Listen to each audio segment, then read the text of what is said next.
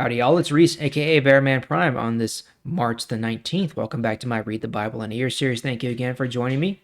Card in the top right hand corner, as always, for the rest of the playlist. And if you're enjoying the series, please hit that like button, that subscribe button, and that notification bell so you stay caught up. So, yesterday we finished up the book of Ruth. We saw how Ruth was able to marry into what would become the eventual line of the kings of Israel. Her son Obed would be the father of Jesse, and Jesse would be the father of David.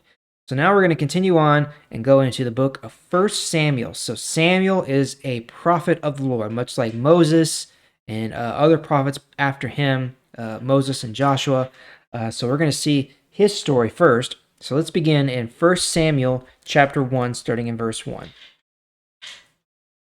There was a man named Elkanah from the Zuph family who lived in Ramah in the hill country of Ephraim. Elkanah was the son of Jeroham, the son of Elihu, the son of Tohu, the son of Zuph from the tribe of Ephraim. Elkanah had two wives. One wife was named Hannah, and the other wife was named Peninnah. Peninnah had children, but Hannah did not. Every year Elkanah left his town of Ramah and went up to Shiloh. He worshipped the Lord all-powerful at Shiloh and offered sacrifices to the Lord there. Shiloh was where Eli's sons, Hophni and Phinehas, served as priests of the Lord. Whenever Elkanah offered his sacrifices, he always gave one share of the food to his wife Peninnah and a share of the food to each of Peninnah's children. Elkanah always gave an equal share of the food to Hannah. He did this because he loved her very much, even though the Lord had not let Hannah have any children. Verse 6. Peninnah always upset Hannah and made her feel bad because the Lord had not made her able to have children. This happened every year when their family went to the Lord's house at Shiloh. Peninnah would upset Hannah so much that she would begin to cry and would not eat anything.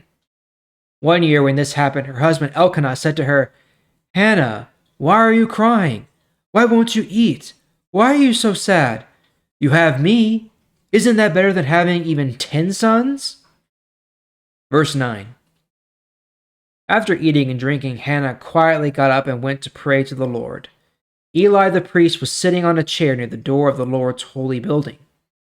Hannah was so sad that she cried the whole time she was praying to the Lord.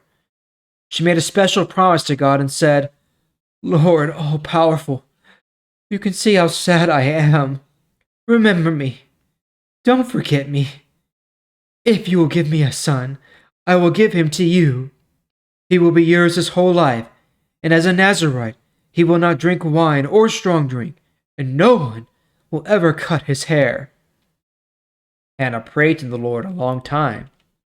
Eli was watching her mouth while she was praying. Hannah was praying in her heart. Her lips were moving, but since she did not say the words out loud, Eli thought she was drunk. He said to her, "You have had too much to drink. It is time to put away the wine." Hannah answered, "Sir, I have not drunk any wine or beer. I am deeply troubled, and I was telling the Lord about my problems. Don't think I am a bad woman. I have been praying so long because I have so many troubles and am very sad." Eli answered, "Go in peace. May the God of Israel give you what you asked for." Hannah said, "May you be happy with me." Then she left and ate something. She was not sad anymore. Early the next morning, Elkanah's family got up. They worshipped the Lord and went back to home to Ramah. Elkanah had sexual relations with his wife Hannah, and the Lord remembered Hannah. By that time, the following year, Hannah had become pregnant and had a son. She named him Samuel. She said, "His name is Samuel because I asked the Lord for him." Elkanah went to Shiloh to offer the sacrifice for that year and the gift he had promised to the Lord. He took his family with him, but Hannah did not go. She told Elkanah, "When the boy is old enough to eat solid food, I will take him to Shiloh. Then I will give him to the Lord. He will become a Nazirite. He will stay there at Shiloh." Hannah's husband Elkanah said to her, "Do what you think is best. You may stay home until the boy is old enough to eat solid food. May the Lord do what you have said." So Hannah stayed at home to nurse her son until he was old enough to eat solid food. Verse 24. When the boy was old enough to eat solid food, Hannah took him to the Lord's house at Shiloh. She also took a bull that was 3 years old, 20 pounds of flour, and a bottle of wine.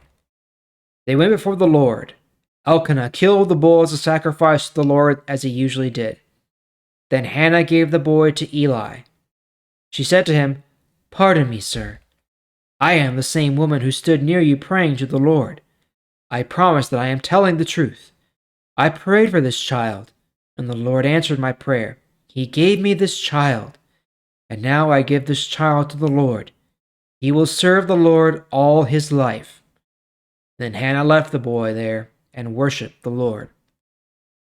All right, so there's a lot going on there. So we see the circumstances of Samuel's birth, how once again we have a situation where we have a wife who was unable to conceive for whatever reason, doesn't really matter why.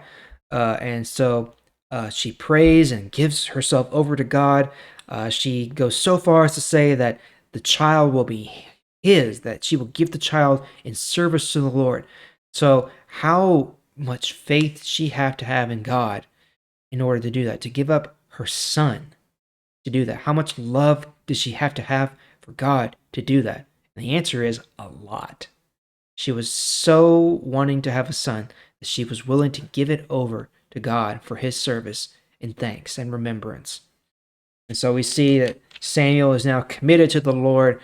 He's going to be very special in this way. He's a Nazarite, just like Samson was, where he won't be able to cut his hair or have any alcohol. He will serve the Lord for the rest of his days, which is very true. All right, so we're going to pick it up there tomorrow. Thank you again for joining me. I sure do appreciate it. See you tomorrow.